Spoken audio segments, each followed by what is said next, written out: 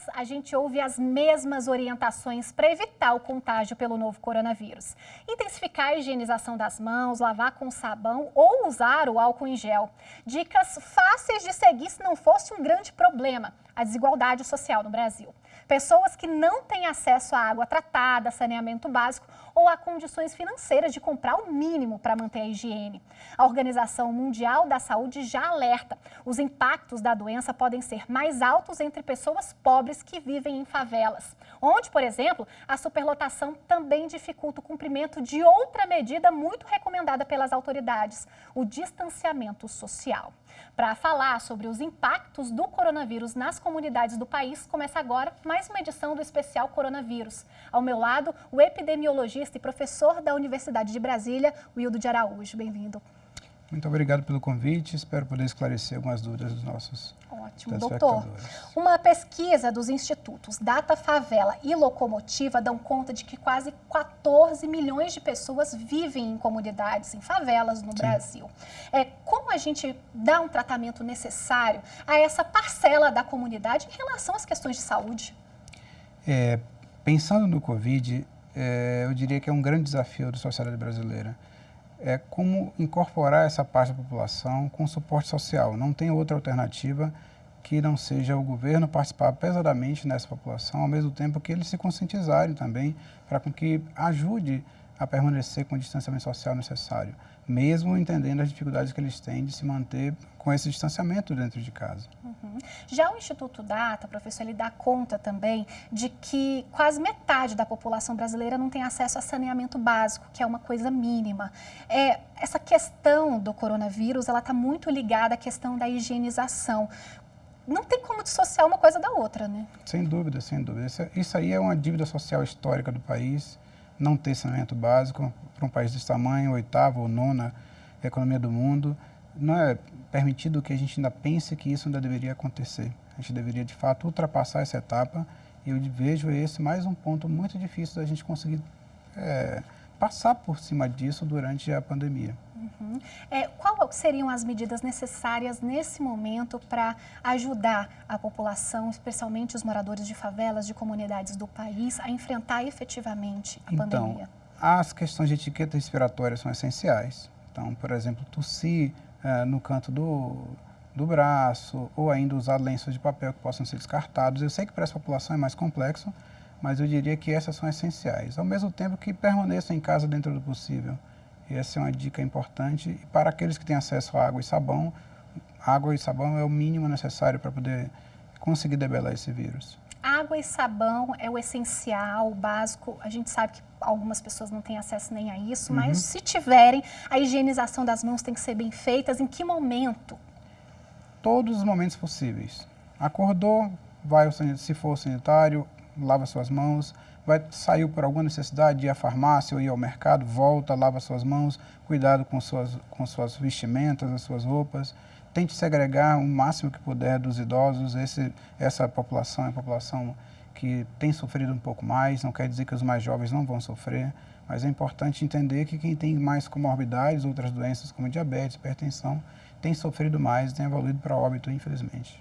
A Central Única das Favelas, a CUFA, ela tem um papel muito importante no atendimento, né, das comunidades carentes. Bom, e eles têm feito bastante processos de conscientização, de higienização, de arrecadação de alimentos, de arrecadação de produtos de limpeza. A gente conversou com o Bruno, que ele é presidente da CUFA aqui no DF, ele vai contar para a gente um pouquinho de como está sendo feito esse trabalho. Olá, eu me chamo Bruno Kessler. Atualmente sou presidente da CUFA, Central Única das Favelas, aqui no Distrito Federal. Como todos já sabem, estamos passando por um momento muito complicado, que é essa pandemia ligada ao coronavírus. E a situação no Brasil como um todo já é muito complicada. E quando a gente fala de favelas e periferias, a gente sabe que essa situação é muito mais difícil.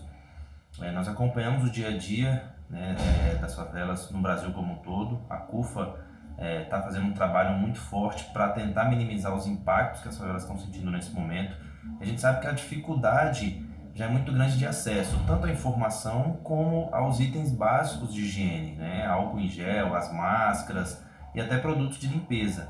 Então, por isso que essa campanha é muito importante que nós estamos fazendo, que é a CUFA contra o vírus, que é justamente para tentar ajudar de alguma forma para que a gente não tenha uma pandemia que vai ser muito mais difícil de se lidar chegando nas favelas, né? Então, o nosso objetivo é justamente esse, minimizar esses impactos. A gente sabe que as pessoas que moram em favela, 50% deles são autônomos e precisam trabalhar porque não vão ter o que comer daqui a um tempo. Na verdade, já existem famílias que não estão tendo o que comer. E o que a gente tenta fazer sempre é orientação, levar esses produtos para que as pessoas usem e se mantenham protegidas. Cuidar de si, cuidar uns dos outros, né, doutor? Sem Isso é dúvida. importante no combate ao coronavírus? Sem dúvida. Uma coisa que eu já percebi que eles estão fazendo é, para aquelas casas que têm pessoas mais velhas e que têm dificuldade de locomoção, eu tenho visto que as centrais e as associações de bairro têm promovido a estratégia de fazer as compras para eles e levar até a casa. Então, isso é um cenário bastante importante e pode permanecer, isso deveria permanecer. E isso, na verdade, não deveria permanecer só para o Covid, né? Isso deveria ser uma prática do dia a dia da nossa sociedade, seja em que nível de governo for, seja em que nível social for, que é um pouco mais de solidariedade para resolver os problemas dos outros. Então, essa é uma estratégia fenomenal que eles estão fazendo, eu diria que deveria ser mantida e implementada. Uhum. O cuidado com os idosos. Na hora da gente entregar aquele material para os idosos, a gente deve fazer a higienização desses produtos? Como funciona? Então, de uma forma prática, para quem tem pouco acesso ao álcool gel, né? Ele pode receber as embalagens, ele pode retirar os produtos daquelas embalagens, preferencialmente, se ele não tiver que guardar, já descarta essas embalagens de forma adequada e já corre para lavar as mãos com água e sabão. Para quem tiver álcool gel, passa álcool gel, mas quem não tem, pode usar água e sabão. Para aqueles que não têm nem álcool gel, nem sabão, eu diria que se as pessoas que estão trazendo as compras puder abrir o saco e eles tirarem a embalagem de dentro, sem ter que pegar no saco, já vale a pena. Uhum. A gente viu que o Bruno mencionou também doações de produtos de limpeza. Perfeito. Esses produtos de limpeza, eles têm ação efetiva para poder eliminar os focos do vírus? Sem dúvida. Por exemplo, a água sanitária tem ação. E a água sanitária é um produto relativamente barato. Ele pode ser diluído e colocado em uso dentro de casa ou em alguns utensílios, não tem problema. Uhum. A gente vê, doutor, também que há uma política nacional do saneamento básico, né? Uma legislação, está na lei, é preciso que municípios, estados cumpram essas diretrizes para garantir o mínimo de acesso dessas pessoas a um ambiente saudável, né? Infelizmente, muitos governantes não cumprem isso. O senhor mencionou agora há pouco que é uma dívida histórica, né? Como a gente trata essa questão do saneamento básico, especialmente nas comunidades? Então, eu diria que é uma coisa que, infelizmente, não vai ser resolvida para a pandemia, porque obras de saneamento básico são, de fato, levam tempo para serem construídas, mas deveria estar na agenda de qualquer gestor público. Isso não deveria ter saído da agenda de qualquer gestor público histórico, assim como os atuais. Não é uma luta para agora, mas isso pode evitar que outras doenças acabem se proliferando na nossa população, né? Perfeito. O que causa? O que a falta de saneamento básico causa para a gente, né? A falta de saneamento básico causa uma constelação de doenças. A OMS, a Organização Mundial de Saúde, preconiza que para cada dólar investido, você recupera 4 dólares em redução de dano relacionado à saúde se você investe em saneamento básico. Então, não tem nenhuma barreira do ponto de vista tecnológico que os brasileiros, as empresas brasileiras e as universidades brasileiras já não tenham provido de informação para poder fazer saneamento básico. E quando a gente fala saneamento básico, entra também o componente de planejamento estratégico e urbano, da urbanização, né? Não é só água, não é só esgoto, mas é também como é que você faz com que as pessoas morem de forma organizadas, pavimentado, em uma condição muito mais saudável, né? Uhum. A gente conversou também, doutor, com a Ingrid, que ela é uma moradora do Sol Nascente aqui no Distrito Federal, que é considerada uma das maiores favelas do Brasil. E a preocupação dela é com o trabalho, com o sustento com a família, porque se não se sustentar, como vamos cuidar da nossa higiene, né? Vamos ver o que ela tem para dizer para a gente. Boa tarde, eu me chamo Ingrid Gomes e eu estou aqui para falar essa situação do coronavírus. Eu, particularmente, estou indignada. Eu sei que a coisa não está boa para todos, mas para nós, que não tem renda fixa, que não tem trabalho, não tem carteira assinada, a situação está pior. Eu tenho um esposo e tenho um bebê pequeno. Nós vivemos de vender pano de saco, saco de lixo no sinal e balinha. como é que eu vou fazer agora? Se nem isso tem para a gente sobreviver. Então eu queria chamar a atenção dos governantes, das pessoas que estão mais acima, para ver o que pode fazer com nós, da situação mais baixa que tem. É isso que eu tenho a dizer, a minha indignação com esse coronavírus, que além dele vir para destruir muitas vidas, vem para destruir a classe mais pobre.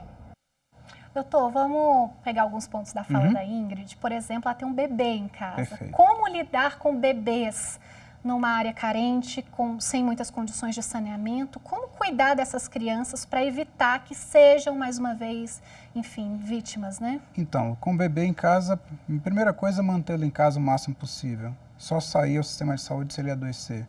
A hora não é o momento de procurar o sistema de saúde, porque o sistema de saúde está justamente abarrotado de casos com Covid. Então, quanto mais preservar esse bebê em casa, melhor.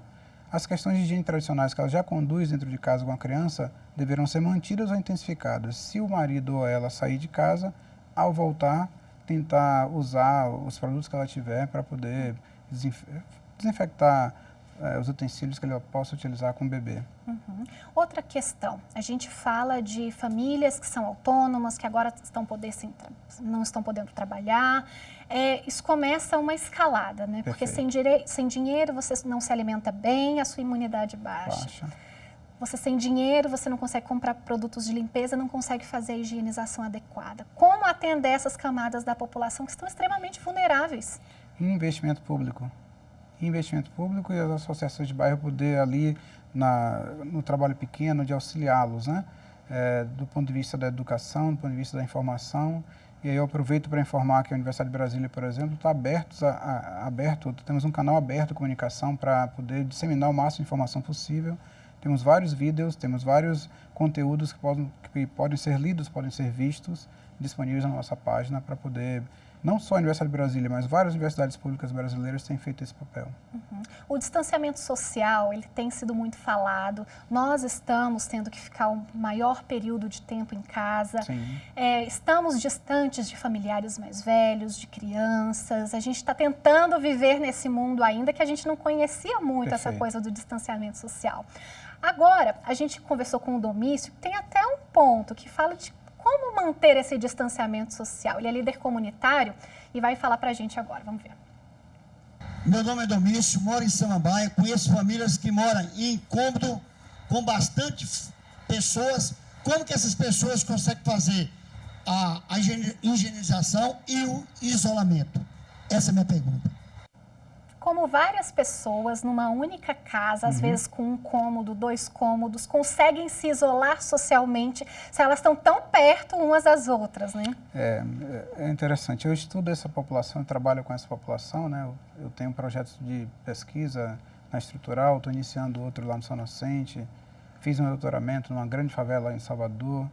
É muito difícil falar isso para eles, é muito difícil pedi-los para se distanciar num cenário que eles só têm, por vezes, um cômodo, 2 cômodos, com várias crianças, com vários, por vezes, idosos. Às vezes é o idoso que mantém a casa financeiramente, por ser aposentado. Então, eu diria que é um cenário bastante complexo. Mas o que é que eu sugiro dentro do possível? Esse distanciamento, eu creio que não vai acontecer, mas o máximo que você puder estar do seu ente querido, nesse momento, você está protegendo e se protegendo. Ao mesmo tempo, tente usar, se você tiver à sua disposição ou com as suas dificuldades, mesmo assim, usar o álcool gel se estiver disponível, se não o detergente, se não o sabão. Não percam essas oportunidades. É o momento da gente, de fato, tentar evitar com que se infecte e, com isso, os casos graves aparecerem. E o trabalho dos líderes comunitários, né, como o Domício, que pega o carro de som, vai no boca a boca, fala para as pessoas da importância, conscientiza. Qual a importância desse trabalho? O Domício está de parabéns. E se ele precisar de mais informações para auxiliá-lo a tomar mais decisões nesse boca a boca, nesse carro de som, estamos à disposição para orientá-lo no que ele precisar. Mas é isso mesmo que tem que ser feito. O máximo de informação possível, de forma repetida, observando os cenários locais e também ouvindo essa população do que é que eles precisam, né, para poder chegar ao setor público e os responsáveis para tomar decisão. Nessa questão do distanciamento social, né, não é possível muito ficar distante daquelas pessoas dentro da própria casa, afinal, um barraco pequeno, uma casa de poucos cômodos, mas evitar o contato com o exterior também ajuda, doutor? Também ajuda, porque naturalmente se ele está dentro da sua casa e não tem ninguém infectado dentro de casa, só tem uma forma dele pegar a doença, ele ter contato com alguém doente do lado de fora. Seja uma pessoa que vem até ele, até a sua casa, ou ele mesmo vá até alguém que está infectado. Então, se ele puder evitar não sair de casa, melhor coisa que ele está fazendo. As pessoas elas estão subestimando o poder do novo coronavírus? Eu diria que esse coronavírus veio para mudar a nossa sociedade, porque a gente vai ter que, de fato, modificar os nossos raciocínios, inclusive como nós nos cumprimentamos, né? Então, eu cheguei aqui, a gente já não se fala mais apertando as mãos, você já não beija um ente querido. Então, isso vai mudar a nossa dinâmica de vida, vai mudar a nossa sociedade. Então, nós somos bem diferentes dos chineses, somos bem diferentes dos americanos, mas muito mais próximos dos italianos, do ponto de vista desse tipo de relacionamento. Então, a gente, de fato, passando, esperamos nós, o Covid, a gente vai ter um outro tipo de comportamento social. E a valoração do outro, a valoração do seu ente querido, que por vezes você tem um parente distante e você viaja a cada 3 anos para vê-lo, às vezes nem liga para ele, mas hoje a gente recomenda cada vez mais que, devido a esse distanciamento social necessário, você se comunique com ele. Se possível, ligue, fale. Né? Nós perdemos o hábito agora de usar a voz e muito mais usar os aplicativos, e com isso a gente acredita que está fazendo a comunicação com o outro. A gente recomenda que nesse momento que necessita de bastante saúde mental para aguentar esse processo, seria muito estratégico que as pessoas passassem a se comunicar, como se fazia nos telefones antigos. Agora, muita gente se pergunta, né, o que fazer, quais as medidas governamentais estão sendo tomadas para amparar os moradores das favelas? Então, eu estou vendo algumas iniciativas que eu espero que sejam reais, né? Que seja o suporte financeiro às pessoas mais frágeis, os autônomos que trabalham com Uber, com iFood, com qualquer estratégia desse tipo de vida, para poder favorecer com que eles passem a ter uma incorporação financeira maior. Os diaristas que trabalham nas casas das pessoas, os jardineiros que agora perdem essa oportunidade, eu espero que o governo, de fato, repasse um orçamento mensal digno para cada um. Enquanto isso não acontece, tem muita gente que inevitavelmente acaba indo trabalhar, enfrentando o transporte público, enfrentando algumas aglomerações. Isso é inevitável. A gente está falando de subsistência, de Perfeito. sustento da família. Precisa colocar algum alimento dentro de casa, porque são idosos, crianças que precisam desse amparo, e algumas pessoas se veem na obrigação de fazê-lo, independentemente das condições de saúde que a gente viva, né? O que fazer nesse momento? É possível fazer alguma coisa? Eu vou responder de 2 formas. A primeira forma, do ponto de vista do transporte, né? Transporte coletivo. Eu diria que as concessionárias de transporte, seja o metrô, seja o ônibus, o que for, por uma obrigação que deve ser cobrada pelos gestores, aumentar o nível de limpeza e de higienização do transporte coletivo. Então, usando produtos que façam a desinfecção. Ao mesmo passo, para aqueles que podem, ao entrar e sair do ônibus ou do metrô, já que eles vão ter que segurar nos corrimões para se equilibrar, que eles tentem usar algum produto que faça uma desinfecção das mãos, essencialmente. E se ele não tiver jeito, tiver que sair de casa, ele, ao voltar de casa, evitar que entre com o seu sapato, a sua roupa, dentro da sua própria casa. E lembre, ao chegar em casa, não deixe a criança chegar perto de você para te abraçar. Infelizmente, nesse momento. Corra até o seu banheiro, se você estiver disponível, lave as suas mãos e depois você atende os seus familiares, pega nas coisas dentro de casa. A gente fala de moradores de comunidades, de favelas, mas a gente também não pode esquecer da população de rua, né? A população de rua também está muito vulnerável. Perfeito. Os moradores da favela têm o teto, esse morador de rua nem isso tem. Nem isso tem. Como faz? Então, é outro grupo bastante difícil que também depende do poder público. E aí eu diria que essa população é uma população extremamente vulnerável, né? Do ponto de vista alimentar, do ponto de vista das condições de vida. Eles têm, por exemplo, muito mais risco de adoecer por tuberculose, que também é uma doença respiratória. A gente já sabe disso há muito tempo. Então, eu não duvido que para o Covid deverá ser diferente. Eles também têm um risco agregado, e aí cabe ao poder público, cabe à sociedade entender quem são eles e tentar ajudá-los de alguma forma. Na minha experiência como jornalista, doutor, a gente vê que o morador de rua ele tem pouco acesso até ao sistema único de saúde, por falta de um documento, por falta de... Perfeito. Enfim, ele está em uma situação completamente vulnerável. Eu já encontrei vários moradores de rua que tiveram seu acesso à saúde negados, né? E como mudar essa realidade, ainda mais agora que pode haver um contágio e essa pessoa não pode ficar desamparada porque ela também tem toda uma rede que ela convive para não espalhar ainda mais o vírus. Sim, eu diria que eles vão sofrer mais do que vão servir como espalhadores, né? Eles vão sofrer bastante, eles correm o risco de sofrer mais. Então, existem algumas políticas que, por exemplo, ele não precisa ter nenhum cadastro em lugar nenhum para ser atendido. Isso não existe no Sistema Único de Saúde, isso já foi debelado. Deveria ser portas abertas a qualquer unidade de saúde para eles, do mesmo jeito que para outras populações.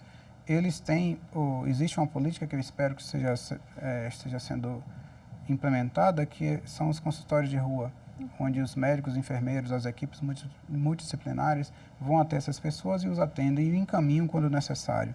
Então, eu diria que é colocar em prática qualquer coisa relacionada às políticas públicas de saúde que possam, digamos assim, estar um pouco aquiescentes ainda e precisaria agora ganhar muito mais energia e colocar esse público à disposição para trabalhar com quem mora na rua. Nas comunidades há um trabalho também nesse sentido de médicos que, ao invés de as pessoas irem ao hospital, os médicos irem até eles, ou essa é mais uma questão voluntária? Então, não, isso não é voluntário, isso é papel do governo, é papel do sistema de saúde pública, dos 3 níveis de governo.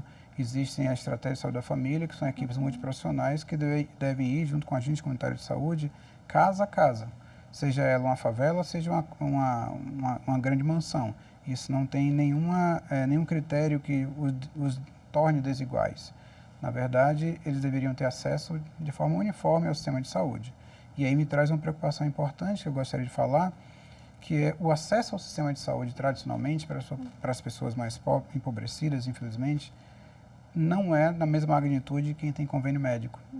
Então, se você for observar a situação de Brasília hoje, os casos basicamente ainda são casos que têm alguma conexão internacional ou ainda moram em lugares muito relativamente nobres comparados às favelas. Então, o meu receio é que o sistema de saúde não aguente a capacidade dessa população que mora nas periferias, que mora nas favelas e que vão demandar o sistema de saúde de qualquer jeito.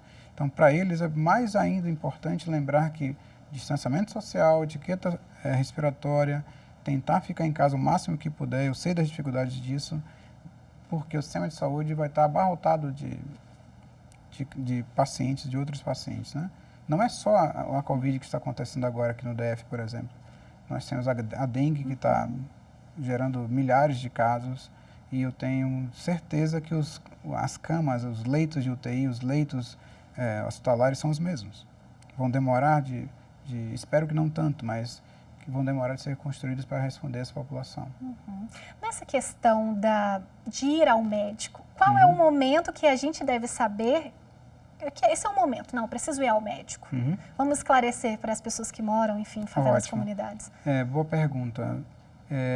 Para as pessoas que têm quadros leves, eu diria, pessoas jovens com quadros leves, que não estão sentindo falta de ar, dificuldade de ar, eu diria para ficar em casa e até que tenha alguma coisa que de fato demonstre a necessidade de ir ao médico.